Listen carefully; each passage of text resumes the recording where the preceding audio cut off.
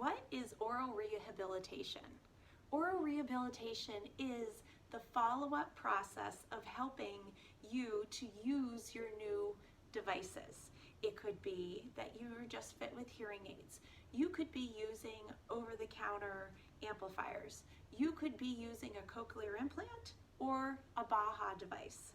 Whatever it is, you need to be able to practice using them well. You need to practice putting them in so that you can wear them consistently. And then once you're consistently wearing them, you need to practice listening. The world can sound different, and it doesn't come easily. It's not like putting on glasses for the first time. You do need to practice with exercises. Listening in quiet is a great starting point. Listening in background noise, listening to audiobooks, listening to different sounds coming from one side to the other side. It's a process that takes time, and you will need some extra guidance with it.